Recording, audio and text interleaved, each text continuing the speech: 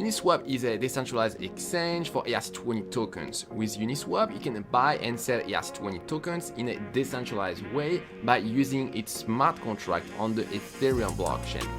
It has currently more than $50 million worth of assets and it is growing quickly.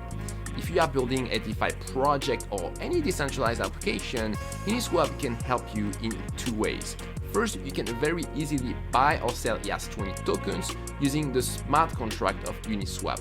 And second, you can very easily earn interest on any ERC-20 token that you own by becoming a liquidity provider of Uniswap. So in this video, I'm going to explain how Uniswap works and how to interact with it from a smart contract in Solidity and from the front end of your decentralized application with JavaScript. And at the end of the video, I will tell you about a caveat that you absolutely have to know when you are trading with Uniswap exchange, but it's not the first one. There were many other before, like Ether Delta. In a decentralized exchange like Ether Delta, there is an element called an order book. Typically, you have one order book for each pair of assets traded. An order book is a collection of all the orders that have not been fulfilled yet. Typically, an order book looks like this. On one side, you have buyers, and on the other side, you have sellers. On the horizontal axis, you can see order prices, and on the vertical axis, you can see order volumes. The more you approach the center, the less liquidity you have. For Uniswap, you don't have order book, but instead, you have a liquidity pools for each pair of assets. So let's see how we can trade tokens with these liquidity pools. A category of users called liquidity providers need to send an equal value of Ether and ERC-20 token to a specific pool.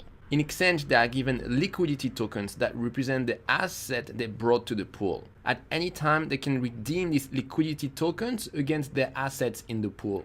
Once there are some assets in a liquidity pool, traders are able to buy or sell the ERC-20 token of that specific pool. For example, if a trader wants to buy the ERC-20 token, he will send some Ether to the liquidity pool and he will receive some ERC-20 token in exchange.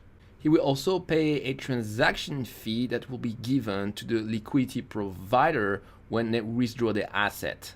What's really important to understand is that at no point the trader trades directly with the liquidity providers. They trade with the liquidity pool only. What about the price of the ERC-20 token? It is set automatically by the smart contract of Uniswap to keep the same value of Ether and ERC-20 token in the liquidity pool. For example, if someone buys some ERC-20 token, the liquidity pool is unbalanced with less ERC-20 token and more Ether. In this case, the smart contract of Uniswap will increase the price of the ERC-20 token to incentivize traders to sell tokens, which will rebalance the liquidity pool. So let's dive into the smart contract. There are two parts, the factory and the exchanges. There is one exchange smart contract per pair of assets. That's where the liquidity pools are and where the trading actually happens. However, there is only one factory smart contract. The responsibilities of the factory is to create the exchange's smart contract and act as a registry for these exchanges. All these smart contracts are written with Viper. Viper is an alternative smart contract language that has a syntax closer to Python and focuses on security. Most other blockchain projects use Solidity for the smart contract, so that's a bit unusual. To interact with the smart contract of Uniswap, you just need to interact with the interface of these Viper smart contracts, which means you need to understand the function signatures, but not the implementation. So if you don't know Viper, it doesn't matter too much. And to make it even easier for other smart contract developers to integrate with Uniswap, the team of Uniswap even created an interface written in Solidity, and that's what we're going to use. Alright, so let's see some code. So there are two ways of developing with Uniswap. The first way is to deploy the smart contract of Uniswap on a local development blockchain, for example using Truffle and Ganache. And second way is by using the smart contract of Uniswap that are already deployed on a public testnet like Ropsten. So I tried the first way with Truffle and Ganache, and theoretically it should work because Truffle is able to manage both Solidity and Viper, and the smart contract of Uniswap are written with Viper. However, it's not possible yet to configure the exact version of Viper in Truffle, and Uniswap needed a very specific version, so the compilation failed. So that's why I'm going to show you the second way, which is by interacting with the smart contract of Uniswap on Ropsten. So here I've created a smart contract that represents your DeFi project, and this smart contract will interact with Uniswap. So you can see that I'm using Solidity 0.5.0. So first we need to copy paste the smart contract interface of Uniswap.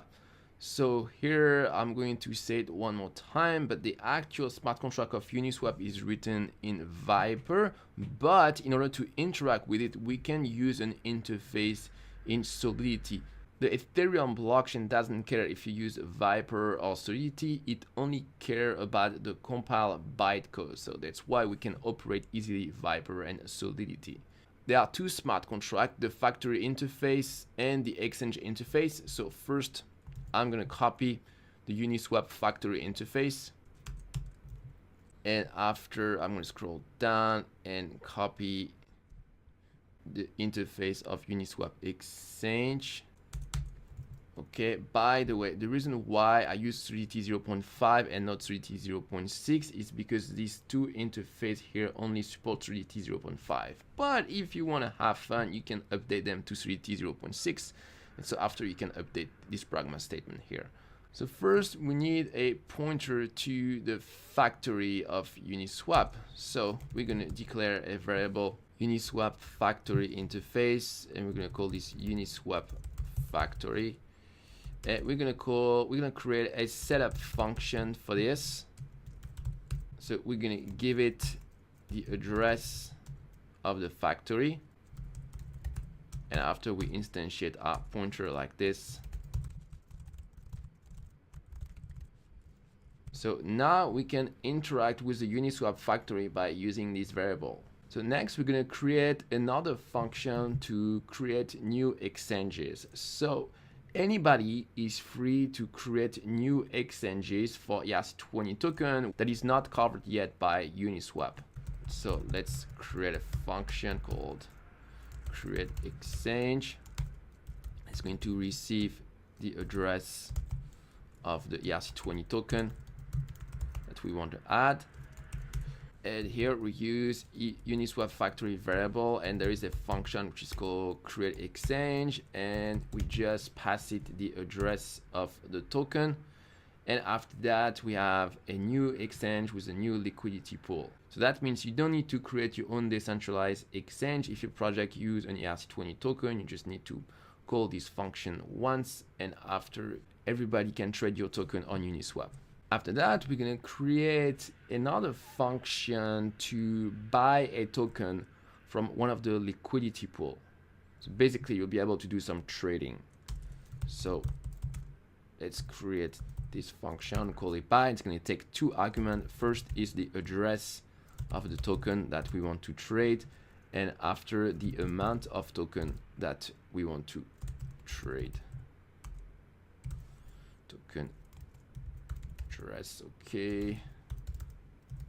And we need to make this function payable because we're going to buy the token with some ether, so we need to be able to receive some ether. So first we need a pointer to the exchange smart contract that deal with this token, and the smart contract that can tell us what is the correct address is the Uniswap factory, and it has a function that is called get exchange, and it returns the address of the exchange that we want. Uniswap factory get exchange of token address, and this is going to return an address, but we want a pointer, so we're going to pass this to Uniswap exchange interface, and we need to declare this variable Uniswap exchange interface. Let's call this Uniswap interface. Okay, and after, if we want to buy this token, we're going to use Uniswap exchange.eth to token transfer input, and we need to send it some ether. So we can do this with this, the value here function, and we can just forward everything that was sent, msg value.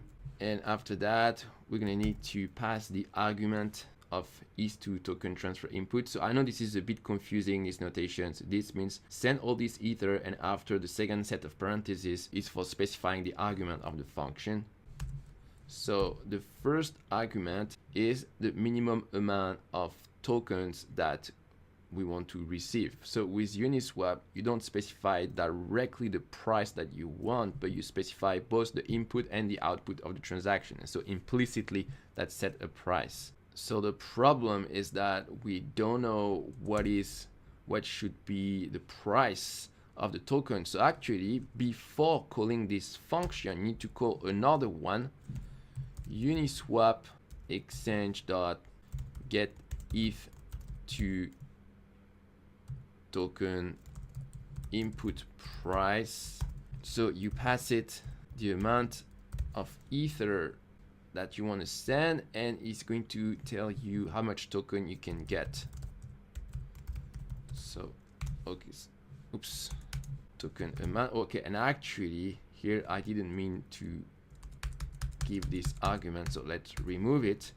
So here you get the price, you get the amount of token, and then you can forward this to your function. So what you can do here before calling this function to actually trade, you can actually compare the price of Uniswap with the price of other exchanges. You can also use oracles if you want to compare with centralized exchanges outside the blockchain.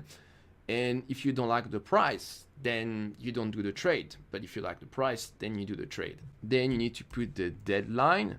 So the order will be valid only up to a certain time. So for example, it can be for 2 minutes. So now plus 120 seconds.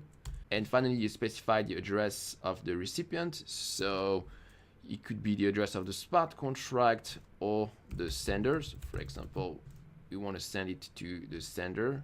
Oops, here I'm missing a 2. Here I meant to call this Uniswap exchange, and we're good. And the last function we're gonna create is to add liquidity. So why would you do this? Well, you would do this because you want to earn interest on your assets. So by becoming a liquidity provider on Uniswap, then you will earn the trading fees of all the traders who participate into the liquidity pool. So let's create this function, add liquidity. So it accepts as argument the address of the token that we want to add liquidity for, external, and also payable, because in order to add liquidity, we need to send the same amount of the same value of ether and token to Uniswap. Okay, so like for buy, we need a pointer to the Uniswap exchange. So let's do this. Then we need to know what's the price of the token, because we need to calculate this amount compared to the amount of ether that we send to the function. So we also need to call the same function here, get ETH to token output price. Okay, so we're gonna send this token amount. Next, we're gonna transfer the token from the address of the sender to the smart contract. By the way, I assume that the sender of the caller of this function already called the approve function on the token for our smart contract, otherwise it's not going to work. So we need the interface of ERC20 token. So for that, let's go to the repo of OpenZeppelin, and I'm going to copy the URL. So here in OpenZeppelin contracts token ERC20, and what we want is ERC20.sol. That's the interface of ERC20. So let's scroll up, and at the very top, let's import this. Okay, so Remix knows how to resolve this, and after that we can use what is inside. So here we pass it the token address, and we're going to transfer from the message sender and from the sender to our smart contract and for the token amount. So now we have the ether and we also have the token. Okay, and finally we can call the add liquidity function. So Uniswap exchange dot add liquidity. First we need to send the ether, so we're gonna just forward all the ether that was sent, and then we're gonna pass a couple of parameters. So the first one is a parameter called mean liquidity. Okay, so this one I have to be honest with you guys, I look at the doc and I didn't understand. So I think that mean liquidity needs to be token amount here. If you want to read more about it, there is some explanation at this address. The second parameter is the maximum amount of token that you want to receive, so I'll put token amount also. And finally the deadline, so we can do now plus 120, so that means that's going to be in 2 minutes maximum. So this add liquidity function actually can be very convenient if you are building a sort of decentralized exchange, and when people send you their asset like their token or ether, then you want to earn some interest from this asset. So in this case, then you can add liquidity to the Uniswap exchange, and when your user want to withdraw the asset from your decentralized exchange, then you're going to call another function from Uniswap, which is remove liquidity, and so you're going to get the asset back, and then you can forward all of this to the actual owner of these assets.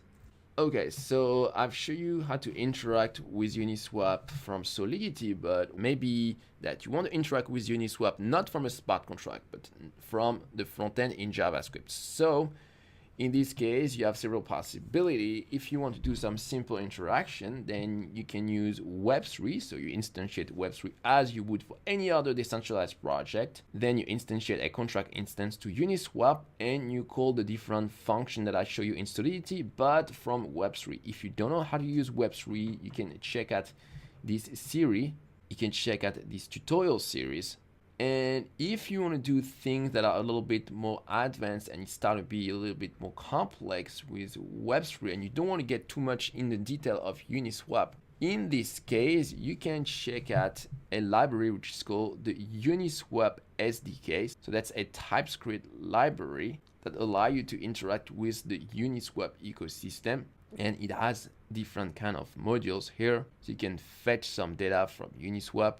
Can do some computation, you can format some data, and the most interesting is the orchestration. So orchestration allow you to do some high level operation that would require to call different function. For example, you can swap an ERC20 token for another one. So you can check out the documentation for this library at this address.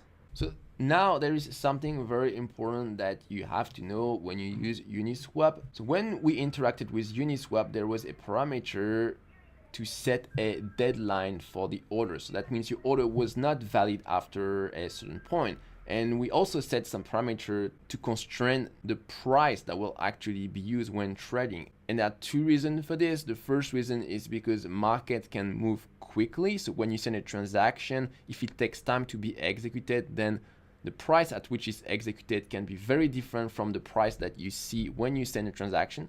But the second reason is because of something called front running. So front running is when in a trading system, there is someone that can see the orders coming from other traders. So typically that's a broker, so that's an intermediary. And so when that person see the other order coming, then they will not forward this, they will block this trade, and they will first execute their own trades. For example, if I'm a broker and I know that a big bank like Goldman Sachs is going to buy for 100 million of share of Microsoft, I know that they know something that I don't know. So what I will do is I will buy the share of Microsoft first for myself, then the price will go up, then I will forward their order to the market, but they will pay more because my order already shifted the market, and after I'm able to sell and I make the profit, but they will pay a higher price. So in Ethereum, the people who can do front running are miners because they are the one who see all the incoming transaction. And by constraining the price for your order, you protect yourself against front running. In the next video, I'll introduce another super cool DeFi project, which is called Compound. Compound allows you to borrow and lend Ethereum token in a smart contract. I'll see you there.